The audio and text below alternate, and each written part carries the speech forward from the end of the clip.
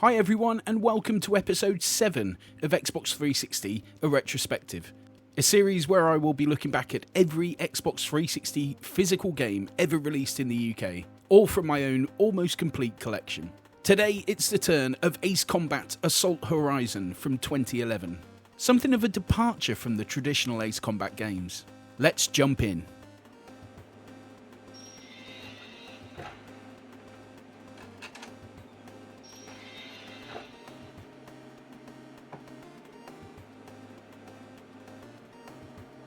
Ace Combat Assault Horizon is the second Ace Combat game on the Xbox 360. I've already done a video on Ace Combat 6, which goes through a bit of a history of Ace Combat as a series, as well as a look at the entry in detail. So you can click and watch that if you wanted a slightly deeper dive on the franchise and what came before. But a super quick summary, Ace Combat 6 was the first Ace Combat game I played, and I really enjoyed it. Since then, I've bought Ace Combat 7, and from a very helpful commenter on the video, I've bought a game called Project Wingman on Steam, so something definitely clicked with me for this series. Ace Combat Assault Horizon arrived in 2011, some 4 years after the launch of Ace Combat 6. Unlike pretty much every Ace Combat game to date, Assault Horizon wasn't set in the Strange Real alternate universe. Instead, it was set right here on Earth, and based between the years of 2015 and 2016. This was the first home console version of Ace Combat to feature a real-world setting, with the only other series entry to do so being Ace Combat Joint Assault, which had arrived on the Sony PlayStation Portable, or PSP, back in 2010.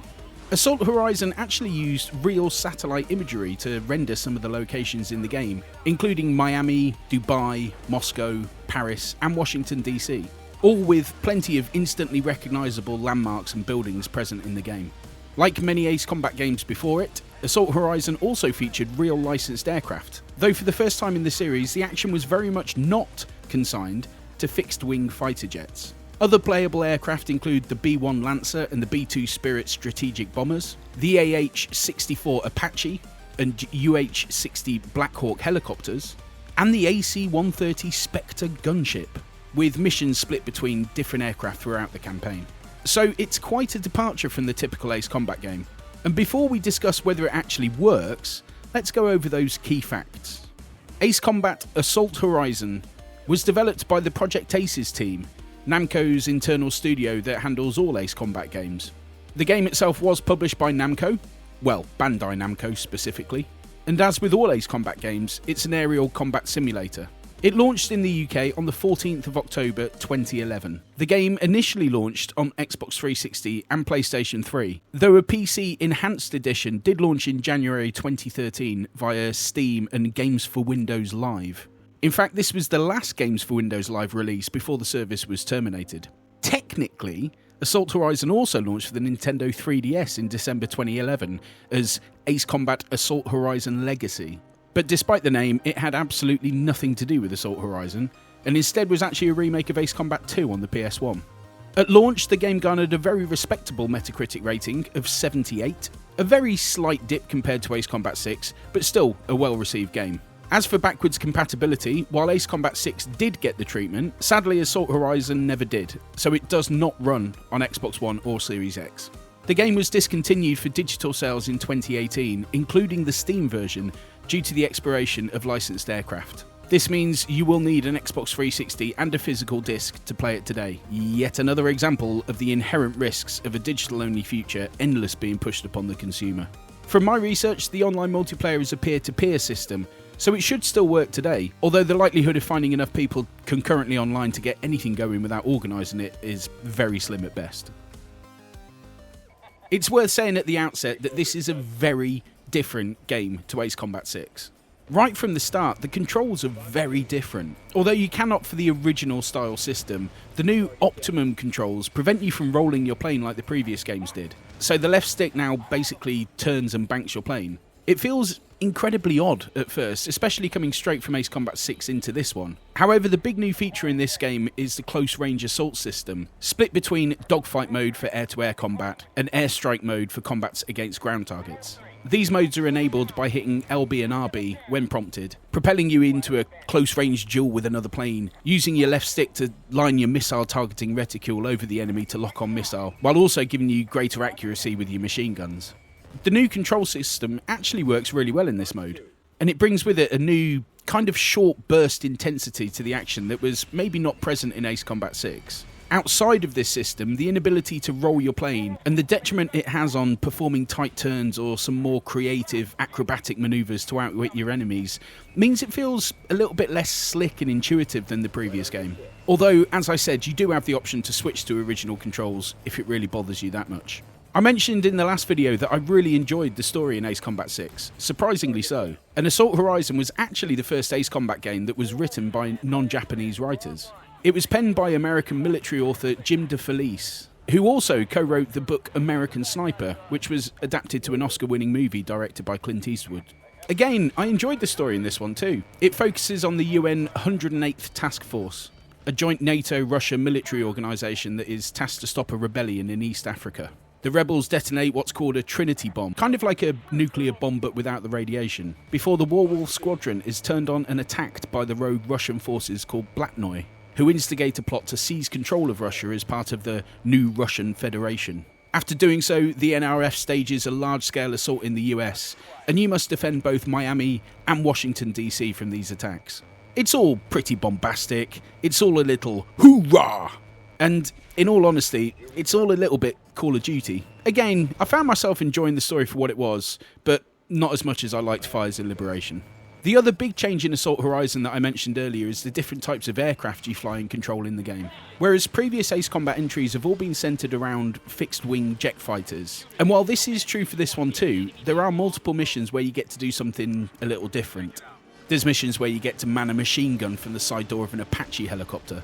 There's also segments where you're piloting a Black Hawk helicopter supporting ground troops from above in combat against anti-air systems, enemy vehicles, infantry and RPG squads, as well as enemy helicopters. There's even segments controlling the guns of an AC-130 gunship from above, switching between 3 distinct weapons and using aerial advantage and visibility to assist and extract some ground force units.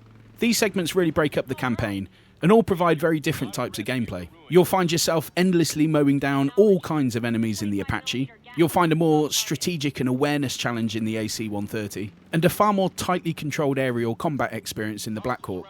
When you mix in those elements with the new close combat system, the core gameplay element of long-range targeting enemies you spend a lot of time doing in Ace Combat 6 feel like almost a distant memory. I found the game on a whole more intense than the previous one, though not always in a good way. Lots of the close-quarter combat in the jet sections are just unavoidable, and there are times where the game feels like it's basically on rails, moving you from one scripted set piece to another. Don't get me wrong, these are all fine, but it kind of lacks that free-flowing structure of Ace Combat 6, where you're free to take on the mission as and how you deem fit, as opposed to the more linear nature of this one. Again, I did find this one a little repetitive towards the end, even with the addition of different aircraft types and missions. But that being said, I enjoyed Assault Horizon. I didn't enjoy it as much as Ace Combat 6, in all honesty. While it was a more varied game, I didn't find myself clicking with it in quite the same way. I appreciated the different missions and aircraft I got to play in, though the core experience, which is obviously the jet combat, just didn't feel quite as good. It was just a little too linear for what I wanted. Again, not to say it was a crap game at all, I definitely enjoyed it. I didn't play any of the multiplayer, so I can't tell you how that holds up. There were co-op missions that could be done. There's a few different multiplayer modes to play too. A free-for-all deathmatch mode, a game called Capital Conquest where players fight to control the transmission base in the middle of the map in order to initiate assaults against the opposing team's headquarters. There was also a 3-site domination mode where players had to take control of an area by staying with it for a certain amount of time and attack enemy held points by defeating ground units and surface-to-air defences in order to capture their bases. Again, with the right organisation, online multiplayer should be achievable, as you can have games in either 4v4 or 8v8 mode.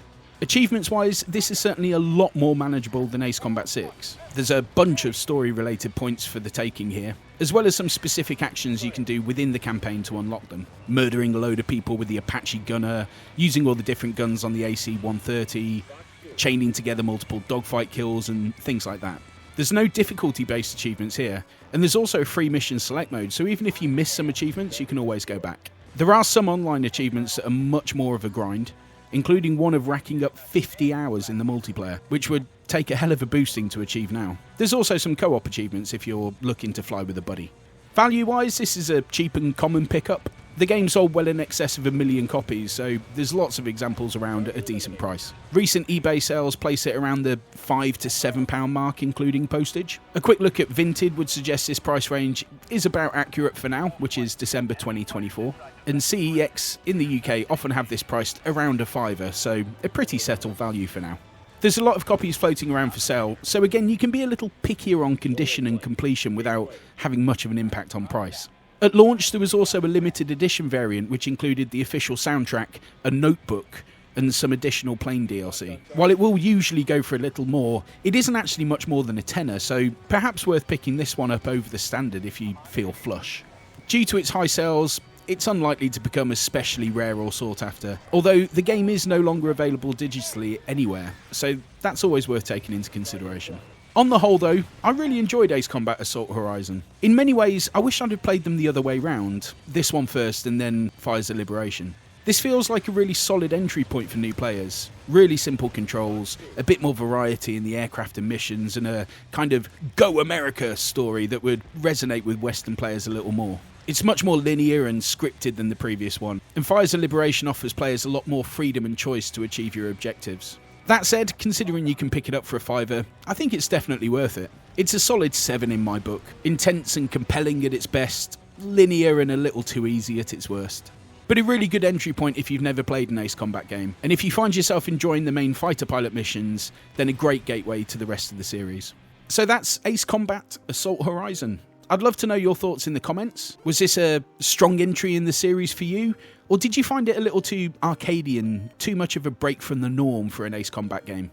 Let me know below what you think. Thanks again for watching, and please do help me out by giving this video a like if you got this far. If you're into the Xbox 360 or like these retrospective videos, there's a bunch on my channel already, and a huge amount more to come. So please do consider dropping a subscription below to get notified when the new episodes land. And, of course, as always, if there's a particular game you want me to jump into next, let me know what it is and why I need to play it right now in the comments. Until next time, be awesome to each other, and I unconditionally love your hecking faces.